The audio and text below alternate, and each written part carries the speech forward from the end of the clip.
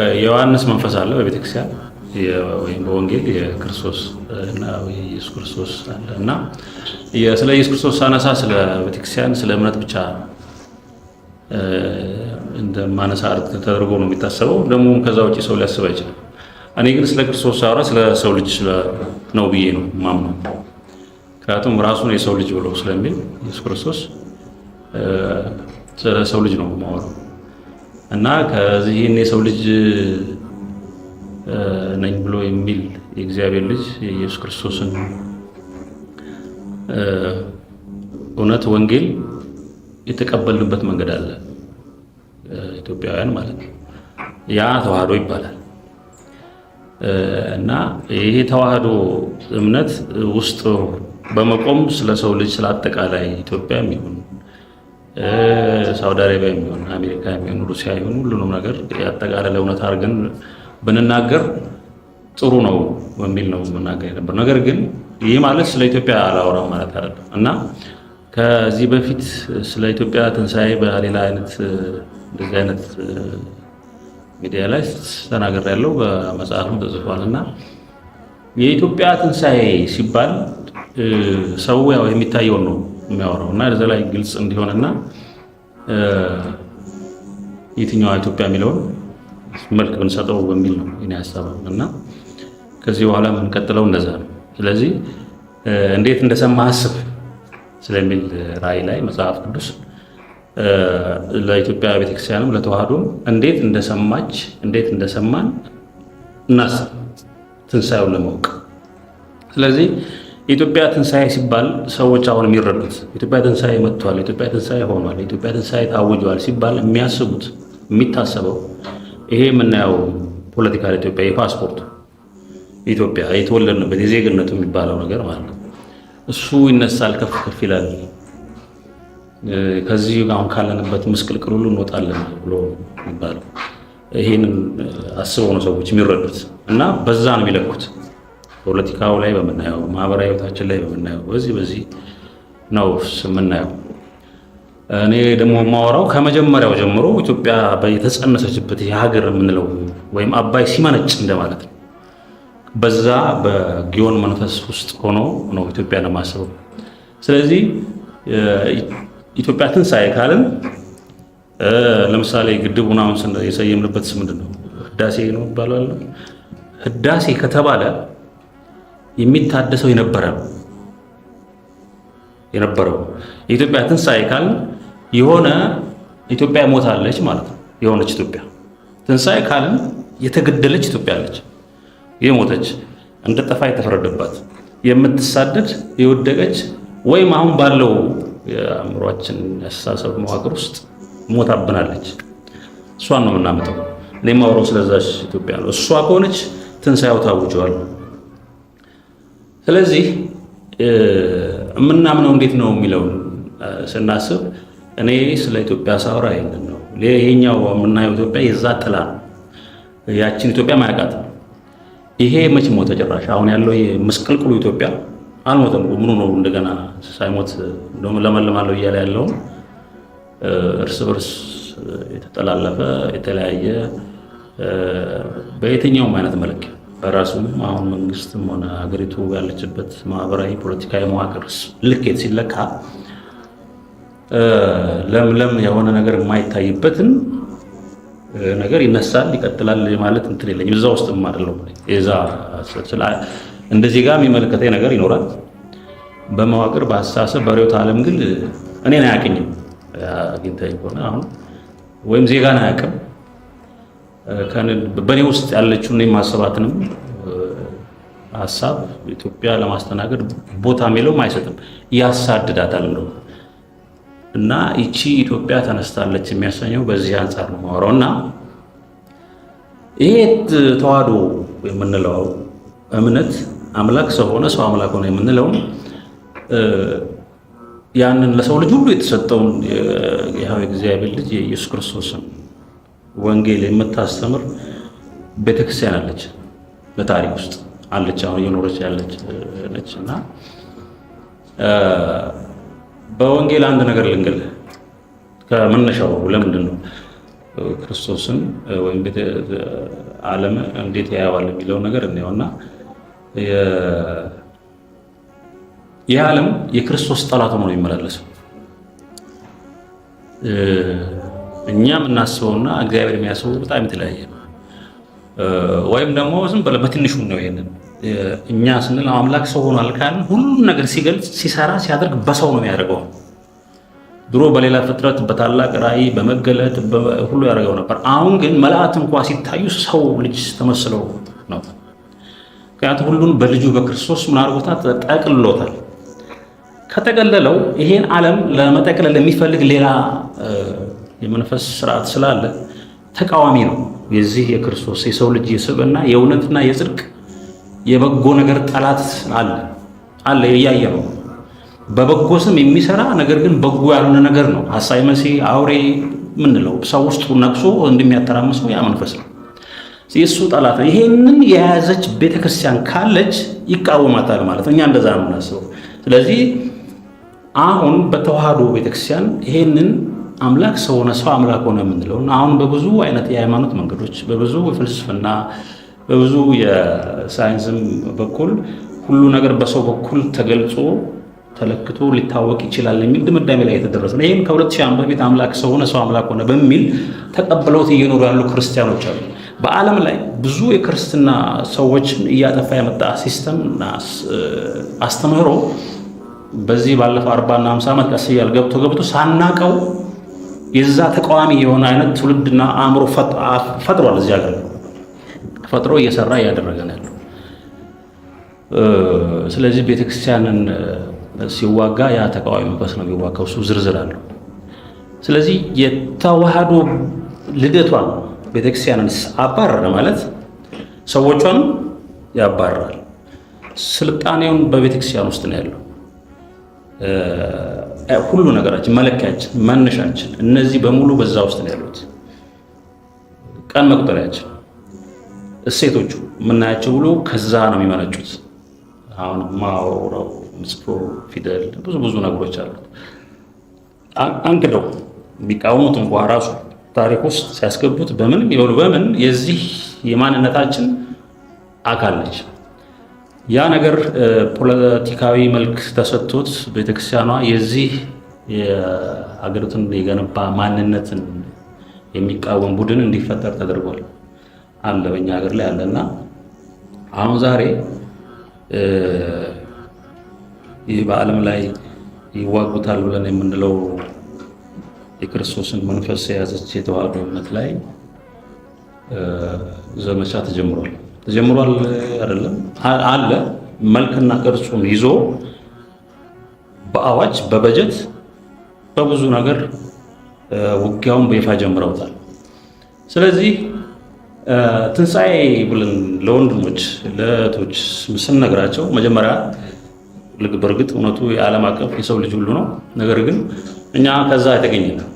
በዚህ ቤተክርስቲያን ውስጥ የተወለደ ልጆች ነኝ ብዬ አስባለሁ። ስለዚህ አዋጁንም ስናገር እንደ ወንጌሉ መጀመሪያ ወደ ገዛ ወገኖቹ መጣ ስለሚል የኛ ወገን የተዋህዶ የሚያምን ሰው መንቃት ያለበት ይህ ዓለም የዚህ እውነት ጠላት ሆኖ ነው የሚመላለሰው። በዚህ መሰረት ላይ ተመስርተን ነው የማንኛውንም አይነት ርዕዮተ ዓለም ስንቀርጽም ስንናገርም ስንራመድም ስናስብም ስናሰላስልም እዚህ ላይ ቆመን ነው ነገሮችን መዳኘት መጀመሪያ ያለብን። ስለዚህ አሁን የተያዘው ነገር ይህን ተዋህዶ የሚከተልን ሰው በየቦታው ከፖለቲካውም ጀምርና በፖለቲካ የምንሰማው የሚታወቅ ነው። የሚደበቅም ነገር የለውም። ከዚህ በፊት በመጽሐፍ ተጽፏል፣ ተናግረነዋል። እኔ በአቅሜ በተረዳሁት መንገድ ተናግሬያለሁ። ይዋጋል። አንደኛ ጠላታችን ከዓለም አቀፍ እስከ ምናምን ድረስ ያሉ በሃይማኖት መልክ አለው።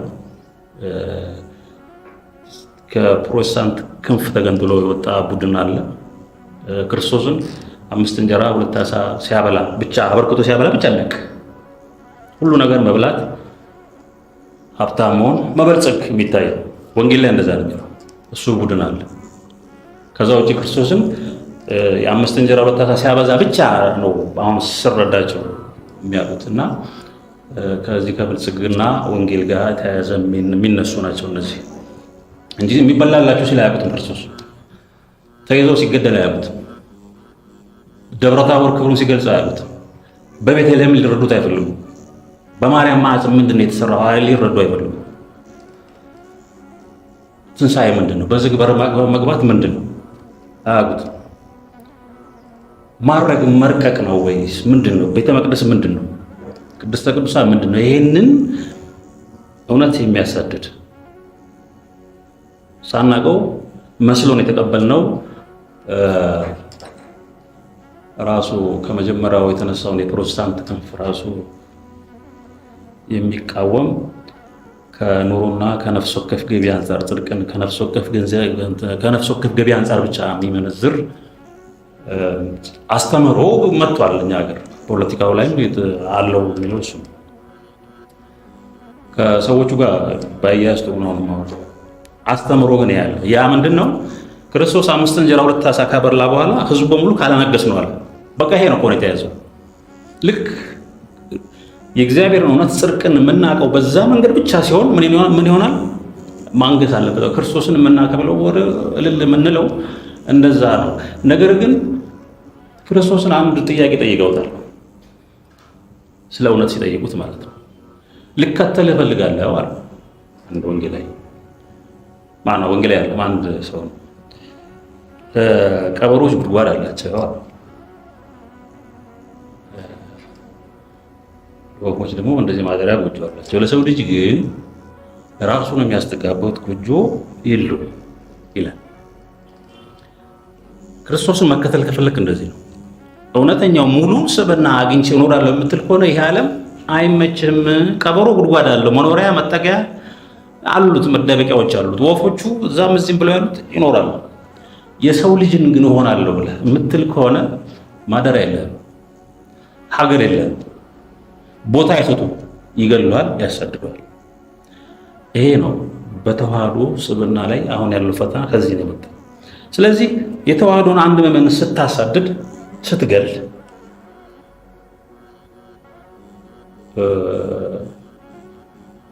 ሁለት ሀገር ነው የሚያሳጣው። እያጣን ያለው ሁለት ሀገር ነው። ይሄንን አሁን የምልህ ትልቁን የክርስቶስን ስብዕና ለማግኘት ነው እኛ ቤተክርስቲያን የምንሄደው። ልንወለድ ነው የምንሄደው። እዛ ልጅህን ይዘህ ክርስትና የምታስነሳው በእምነት ልጆቻቸውን ይዘው ክርስቶስ ጋር አድንልን ብለው እንደቀረቡ ሰዎች ወደ ክርስቶስ ይዘን ነው ይሄው ወልጃለሁ ብለህ ነው የምትነግረው። ያንን ተቋም ካቃጠሉብህ ይህንን መንፈሳዊ የዳግም መወለድ ስርዓት እንዳታገኝ የሚያደርግ ስርዓት ከሆነ ሁለት ሀገር ነው ያጣነው። አንድ ይህንን የምናካሄድበትን ቦታ ይሄ ያለንበትን ምድር አጣናል። ሁለተኛ እንወርሰዋለን እናገኘዋለን የምለውን አዲሱን ሀገር በሰውና ደግሞ አዲሱን ሰብዕና እንዳናገኝ ተደርገናል። ሁለት ሀገር ነው እያጣን ያለን። እዚህ ተወለድከው መጀመሪያውን ተወልደ ያለበትን ቢሆን አታገኝም፣ አይኖርም። ዳግም ተወልጄ ሌላ ሀገር ማግኘት አልችልም። አሁን ባለው ያው ውጊያ ይሄ ሰማያዊ ጋብቻ ነው። ስለዚህ ቤተክርስቲያን ስንሄድ ልንወለድ ነው፣ ዳግም ልንወለድ ነው የምንሄደው ብለን ስንል ጽድቅን ፈልገን እውነተኛ ለመሆን ዳግም ለመወለድ ለመብቃት ነው የምንሄደው። አሁን አባቶች ይህን ሰሞን አንዳንዶችም እንደዚህ አይነት ይሄ የመከልከላችንን ጉዳይ በተመለከተ ምክክር አለ። ቢያንስ እነዚህን ሁለቱንም ሀገር ማጣት የለብንም አሁን። ስለዚህ እንሰባሰብ፣ እንነጋገር፣ እንደራጅ የሚሉ ሰዎች መጥተዋል፣ አውጀውታል። ለምን እንደዛ ሆነ የሚሉ አሉ። አንድ እግዚአብሔር ሰው ሆንክ እንደዚህ መቃወም የለብህም እንደዚህ እኛ እኮ ያለ መቃወም ምናምን አይደለም። ጻድቃንማ ከሆነ ከበቃን ጦርነትና ጠመንጃ እናነሳለን። ለምን እናነሳለን? በቅቷል እኮ ሰውዬ። የበቁትና ወይም ደግሞ ዳግም መወለድን ያገኙት እኮ እየጸለዩ በመንፈስ የተዋጉ ነው። ነገር ግን ሌላው ህዝብ ሊወለድ ያለውን በየቀኑ አዋጁ እንዲደርሰው የሚደረገው ህዝብ እንዳይደርስ የሚደረግ ከሆነ ምንድን ነው የሚያደርገው? አይ እኔ ዳግም መወለድ እፈልጋለሁ ብሎ የዳግም መወለጃውን ቦታ ይከላከላል፣ ይሞግታል፣ ይከራከራል፣ ያስመልሳል። ይሄ ነው ዳግም እንወለድበት ተውን ነው። እሺ የኛውን ሀገር እንኳን ከልክሉን፣ ግን ዳግም ቢያንስ እንወለድ። እንጠመቅ፣ እንቁረብ፣ እንማር፣ እንብቃ፣ እንጎልምስ ነው። አይቻልም። ይሄ በመጨረሻው ዘመን ዳዊት ጳውሎስ ካስቀመጣቸው አንዱ ይቺ የምንሄድባት የምንወለድባት ሴቲቱ ነች። በመንፈስ በትርጉም ሴት ነች ማለት ነው። ያው መወለድ ከማህፀን ጋር ስለሚገናኝ ቤተክርስቲያን ሴቲቱን ያሳድዳል። ለምን ሰው ከእሷ ይወለዳል? ስለዚህ እሷን ካላገኘች ስብዕናዋ ቤተክርስቲያን ሚስጥር ስለሆነች አያገኛትም። ነገር ግን ከዘሯ የቀሩትን ምን ያደርጋል? ያሳድዳል፣ ይወጋል። እና ሁለት ሀገር ልናጣ የምንችልበት ምንም አይነት ነገር የለም። ግን ጳውሎስ እንዳለው መጋባትን ይከለክላሉ። የመጨረሻው ዘመን ሆዳቸው አምላካቸው ክብራቸው በኖራቸው ባይዘው ነገራችን ላይ አሁን እንደምናየው ሰዎች በጣም ክቡርና ጀግና የሚባሉት አይተን ከሆነ አሁን በጣም ነውር ያለበት ሰው ነውረኞች ናቸው የሚቀርቡት። ሆድ ወይም ገንዘብ አምላክ ሆኗል። ሆዳቸው አምላካቸው እና ራስ ወዳድ ነው። የሚሳደቡ ናቸው። ስድብ በጣም ይለቃሉ፣ ይዋሻሉ። በተለይ አሁን ውሸት ነው የሞላው ከላይ አስቀጣች። መጋባትን ይከለክላሉ። በስጋዊ ጋብቻ ላይ ጋብቻ የጋብቻ ሴት ምን ያህል አደጋ ላይ እንደሆነ የምናየው ነው። በዓለምም በዚህ በወንጌልም ሰማያዊ ጋብቻ አለ። መምህር ከተማሪ ደቀ መዝሙር ከቤተክርስቲያን ከልጆቿ ጋር የምናደርገውና የዳግም መወለድን ስርዓት። ምክንያቱም ጋብቻ ካለ ሰማያዊ ጋብቻ ሰዎች ይወለዳሉ። ያንን ይከለክላል።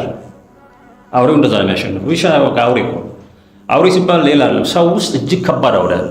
ያንን ሊገራ ነው ክርስቶስ የመጣው። ሰው የሚያደርገን በውስጣችን በስድስተኛው ቀን ላይ የሁሉም እንስሳት ባህሪ ጽፎ የሰራ እግዚአብሔር ሰውነትን አጥፍተን አውሬነታችን ብቻ እንዲገን ተደርጓል። ሰው እርቃኑን ቆርጦ አሁን ስጋ ብቻ ነው ያለው። ምንም አንሰማም፣ አይሰማም። ብንነግረውም ብንመክረውም በፖለቲካ ፓርቲም ብንመጣ በመንፈሳዊ ነገርም ብንመጣ ሙስሊም ብንሆን ፕሮቴስታንት ብንሆን ሰው አውሬ ሆኗል። አይሰማም። ሆዱን ብቻ ነው የሚከተለው። እንደዚህ አይነት ነገር ሲሆን ደግሞ የሚጠቀምበት መንፈስ የሚመርሃን የእውቀት አይነት አታውቀውም። ስለዚህ ተዋህዶ ላይ ብዙ ሚስጥር አለው በዝርዝር ወደፊት የምናየው። ነገር ግን ስልል የምንችለው ሁለት ሀገር አናጣም። ልክ ያሸንፋቸዋል፣ ይሸነፋሉ ያለው የእግዚአብሔር ቃል ደግሞ ተመልሰው ያሸንፋሉ፣ ይነሳሉ የሚል እግዚአብሔር የሚለውንም ተናግሯል። እንደደከምን እንደምንበረታ እንደ ዛለን እንደምንተጋ የተስፋ ቃል አለ። ስለዚህ ተነስቷል፣ ኢትዮጵያ ትንሣኤ መጥቷል የምንለው ይህችኛዋን ኢትዮጵያ። ትንሣኤ ሲባል ብዙ ጊዜ ከእህል ጋር ይያያዛል። ከመሬት ውስጥ ገብታ ስንዴዋ አይደለም እንደዛ ነው የምንጠብቀው። እና ስንዴዋ ገብታ ሌላ ስንዴ ሆና በብዙ እስክትገለጽ ድረስ መልኳ ሌላ ነው፣ አናውቀው። እኛ ከምናውቀው ውጪ ነው የትንሣኤ መልክ። ክርስቶስ ልክ ከሞተ በኋላ ሲነሳ መልኩን አላወቁትም። ቤተክርስቲያንም አሟሟቷ በጳጳስ እንፈልገው እንችላለን። አሁን ትንሣኤው በአንድ መምህር እንፈልገው እንችላለን። በተቋማዊ ብቃት ወይ እንፈልገው እንችላለን። በተለየ አስተምሮ እንፈልገው እንችላለን። ነገር ግን ትንሣኤው መልኩን ቀይሮ ፍሬው እስኪታይ ድረስ መልኩ ሌላ ነው። ምክንያቱም ትንሣኤ ራሱ ክርስቶስ ሌላ እኮ ነው። ትንሣኤና ሕይወት እኔ ነኝ ስለሚል ትንሣኤ ክርስቶስ ነው። በየትኛውም አይነት ትንሣኤው እሱ ካለላ የሚነሳ የለም። እና ይቺ የተዋህዶ ስደቱ የተወሰነ ጊዜ ነው፣ ትጨርሳለች፣ ትመለሳለች፣ ተነስታለች የምንለው ለዚህ ነው። ከተነሳች እዚህ ዳግም የምንወለድበት ስርዓት ቤተክርስቲያን በስደት በመከራም በውስጥ ትወልዳለች። መስቀል ላይ ሰው ተወልዷል አለም እንደ በቀኝ የተሰቀለው ምንም ቤተክርስቲያን የመሄድ የመማር ቁጭ የማለት እድል ብሎ አልነበረውም። ግን እየሞተም የሚያድን አምላክ አለ። እየጠፋ ለአንተ ይቅርታ የሚለምን የነበረ አንድ ልጅ ተሰጥቶናል። ያ ኪዳን ጊዜ አለ አብሮ። ስለዚህ አሁን እዚህ በአብ ቀኝ አለ በመንፈስ በጸጋ በሕይወታችን የሚገለጽ የትንሣኤው ኃይል ነው ተነስቷል የሚያስተምር እንጂ ይሄ አሁን ያለንበት የሚታየው ፖለቲካ ራሱ መሞት የሚፈልግ ነው። ድርጊቱን ስናየው ግደሉኝ ግደሉኝ ነው የሚለው። እንዲሁ ዝም ብለን ስናየው ፍጁኝ አጥፉኝ አጥፉኝ የሚል ስራ ነው የሚሰራው። መንፈሱ ስራው ማን አይደለም። ከተናደርክ ትክክል አትሆንም። ትክክል አሰራም። ስለዚህ ይሄኛውን ኢትዮጵያ አንደኛ አልተመሰረትንበትም፣ አልተሰራሁትበትም። እኔንም በግል አያውቀኝም። አሁን ራሱ እንደዚህ ቡድኔን ነው የሚያውቀው እና ኢትዮጵያ የምንለው የሞተው ነው የሚነሳው፣ የጠፋው ነው የሚመጣው፣ የሸሻው ነው የሚገኘው። ግን መጀመሪያ ባልነው መልክ አይደለም። ይሄን ነው ማወቅ ያለብን። የትንሣኤ መልኩ በድምፅ ነው የሚታወቀው። ድምፅ ነው ቀጥሎ መልክ ነው የሚያመጣው። በደንብ እዚህ ጋር እንድትረዳኝ የምፈልገው እኔ መጀመሪያ ስትወለድ መልክ ነው። ልጅህን ስትወልዶ ስታየው መልኩን ነው የምታየው። በሂደት ነው ቃል የሚመጣው። ልጁ ቃል ትምህርት ያወቀ ይመጣል። ይሄ የመጀመሪያ አወላለድ ስርዓት ነው፣ ወይም ይሄ የዚህ ዓለም ስርዓት ይሄ ነው። መጀመሪያ መልክን እይታን ነው የሚያስቀድመው። በዚህኛው በእውነት በጥበብ በእግዚአብሔር መንፈስ የሚገኘው ግን አስቀድሞ ቃል ነው፣ ከዛ መልክ ነው ያመጣው። ቃሉን ከሰማ በኋላ መልኩ ይገባል። እንደዛ ነው በጎች የሆኑት ያውቁታልና ትንሣኤ ኢትዮጵያ የምንለው በዚህ መልክ ነው። ድምፅን ለመለየት የሚያስችል ብቃት እንዲኖረን እንስራ ነው የሚያሳብ። ሁለት ሀገር አናጣም እየሞትንም ስለምንወለድ። ስለዚህ እንዴት እንደሞትን እንዴት እንደሰማን ካወቅን እንዴት እንደምንነሳ እናውቃለን። ስለዚህ በዝግብር ነው የሚገባው።